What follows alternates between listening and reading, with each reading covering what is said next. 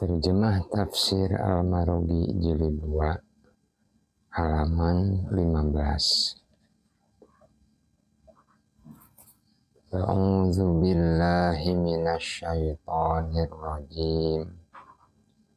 Wa mallahu bighafilin amma ya'malun.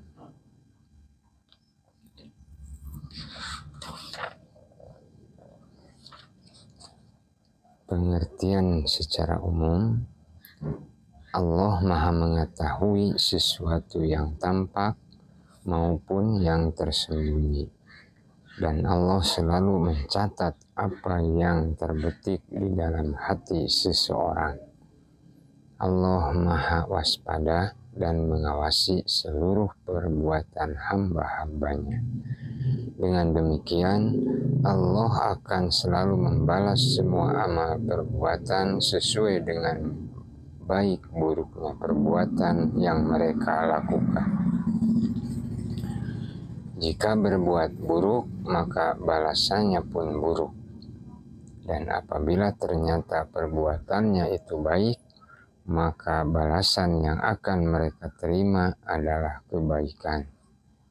Jelas di dalam ayat ini terkandung ancaman yang keras terhadap kaum Yahudi atas keingkaran dan perbuatan mereka yang sengaja menaburkan fitnah di kalangan kaum muslimin. Walain ataital ladzina utul kitaba bikulli ayatim ma tabi'u qiblatak. Jika Muhammad datang menemui mereka dengan membawa bukti dan hujah yang memperkuat permasalahan memindahkan kiblat dari Baitul Maqdis ke Ka'bah ketika sholat, pasti mereka tidak akan membenarkan perkataanmu Muhammad. Bahkan sebaliknya, mereka akan mengingkari dan kafir karena perasaan takabur mereka. Jelasnya kaum Yahudi tidak mau mengikuti arah kiblat Muhammad dengan alibi yang mereka pergunakan. Tetapi dengan sengaja mereka melawan Muhammad karena kekerasan hati mereka. Karenanya bukti dan hujah itu tampak tidak berguna bagi mereka. Kalian umat Islam pun tidak akan mengikuti kiblat mereka, dan mereka pun Yahudi tidak akan mengikuti kiblat umat Islam. Karenanya Allah melanjutkan firman-Nya, wa ma anta bitabi'in qiblatahum. Memindahkan kiblat dari Ka'bah ke Baitul Maqdis tidaklah engkau Muhammad lakukan, karena sekarang ini berada di kiblat Ibrahim yang selama ini diagung-agungkan oleh setiap orang. Di samping itu, karena Ka'bah lah yang lebih pantas sebagai kiblat. Jika pada kenyataannya mengikuti kiblat Ibrahim ini tidak dapat meluluhkan fanatisme ahli kitab karena kebiasaan mereka melakukan taklid, maka jelas bahwa mereka pasti tidak akan mampu memikirkan hikmah atau rahasia kiblat. Di samping memikirkan tentang semua arah itu adalah kepunyaan Allah, kemudian dengan hujah apalagi engkau Muhammad mengajak mereka kembali ke kiblat yang sebenarnya, dan manfaat apakah yang dapat engkau tarik dengan adanya persamaan kiblatmu dengan kiblat mereka? Wa ma ba'duhum bitabi'in kiblata ba'din. Maksudnya kaum Yahudi tidak pernah meninggalkan kiblat mereka atau menghadap ke arah timur atau kiblat kaum Nasrani. Begitu pula kaum Nasrani juga tidak pernah meninggalkan kiblat mereka atau menghadap ke barat atau kiblat kaum Yahudi. Sebab kedua kelompok ini masing-masing memegang prinsip tanpa memperdulikan benar salahnya. Dalam hal ini sama sekali mereka tidak menggunakan argumentasi. Mereka itu hanya bersikap taklid.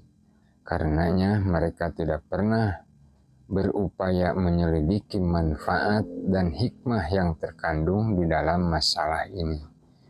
Mereka sama sekali tidak menggunakan pertimbangan untuk mengikuti mana yang baik dan bermanfaat. Wala ini taba'ta ahwa'ahum min ba'di ma ja'aka minal ilmi innaka idzal laminal zalimin. Jika engkau Muhammad mau menuruti kemauan mereka, kemudian sholat menghadap kiblat mereka dengan harapan bahwa mereka pun akan mengikuti atau beriman kepadamu, dan itu dilakukan setelah engkau menerima wahyu yang benar dan merupakan ilmu yang yakin, maka pasti engkau termasuk orang-orang yang zalim. Walaupun hal ini sudah pasti tidak akan terjadi pada diri Muhammad. Secara ringkas, ayat tersebut dapat diambil kesimpulan sebagai berikut. Tidak pantas bagi setiap pengikut Muhammad yang benar-benar beriman mempunyai inisiatif untuk mengikuti hawa nafsu orang-orang seperti mereka, dengan harapan mereka bisa beriman bersamanya. Sebab kebenaran itu buat dengan sendirinya, sekalipun tanpa sarana yang mengantarkannya. Siapapun yang menyimpang dari kebenaran dan memilih pergaulan dengan para pengabdi nafsu dengan harapan mereka bisa beriman dan memberikan keuntungan dan menjadikan tameng bagi dirinya dari mara bahaya, maka tanpa disadari mereka termasuk orang-orang yang zalim. Jika ancaman ini ditujukan kepada mereka yang mempunyai derajat paling tinggi di hadapan Allah, lebih-lebih jika dilakukan oleh manusia biasa atau bukan nabi yang mau menggauli orang-orang yang suka melanggar peraturan Allah.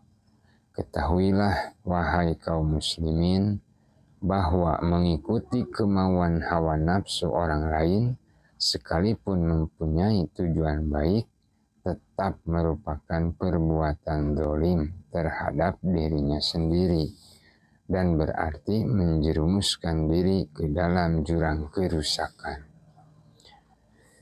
Jadi seolah-olah ayat ini mengatakan hal ini tidak dapat disangka merupakan suatu kezaliman yang tidak bisa diampuni tanpa kecuali. Dan siapapun yang melakukannya, jika hal tersebut, kesalahan ini diperkirakan bisa terjadi pada diri orang yang mempunyai kedudukan dekat dengan Allah, lebih-lebih bagi manusia yang tidak mempunyai keistimewaan apapun di sisi Allah. Allah mengancam orang-orang zalim di dalam surah Al-Baqarah ayat ke-270. Wa ma lidzalimina min ansor. Orang yang berbuat zalim tidak ada seorang penolong pun baginya. Dengan mendengarkan ancaman ini, maka sudah barang tentu seseorang yang beriman harus berpikir dan merenungkan keadaan umat Islam. Bagaimana bisa ulama masa kini yang hidup bergaul dengan orang-orang yang bergumul dalam dunia bid'ah dan kesesatan? Padahal para ulama itu menyadari bahwa hal tersebut dilarang dan jauh dari ajaran agama. Orang-orang yang digauli itu sama sekali tidak mempunyai perasaan beragama. Larangan para ulama dianggap sepele di hadapan mereka. Padahal jika larangan tersebut ditujukan kepada gunung, pasti akan hancur karena taat kepada Allah dan tersungkur karena ketakutan. Lebih mengherankan lagi adalah sikap mendekatnya para ulama kepada kaum penindas atau penguasa dan raja. Untuk kepentingan tersebut, mereka tak segan-segan mengeluarkan fatwa dan hilah atau membuat alasan supaya keluar dari ketentuan syariat. Di dalam rangka mendapatkan pendukung, sekalipun hal tersebut dilakukan untuk memenuhi pemuasan angkara murka dan hawa nafsu.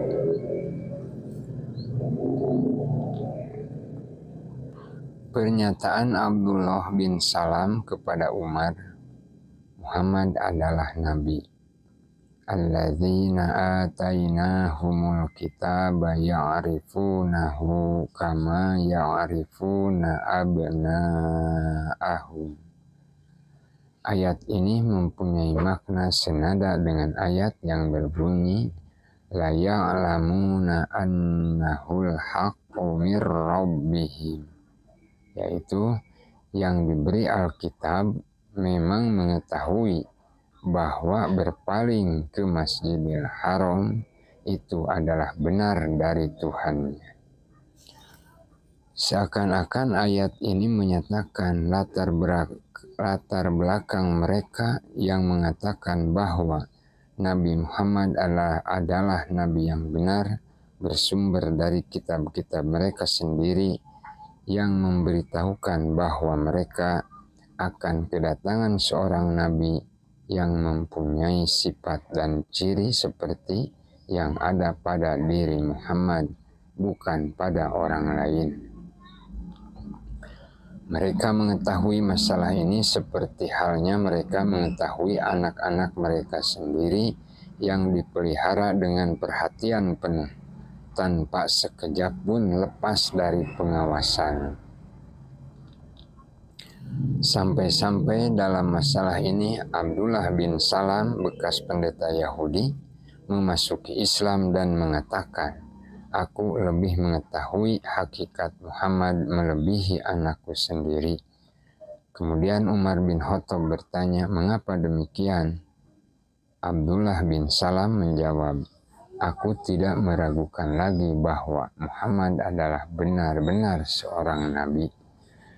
Sedang tentang anakku, aku tidak mengetahui secara pasti karena ada kemungkinan ibunya menyeleweng. Kemudian Umar mencium kepalanya sebagai tanda cinta dan kekagumannya. Peristiwa tersebut merupakan pengakuan dari salah seorang pendeta Yahudi yang mendapatkan hidayah dari Allah. Hal ini sebagai bukti pengakuan orang-orang seperti Abdullah, yakni Tamim al-Ad-Dari, bekas ulama Nasrani.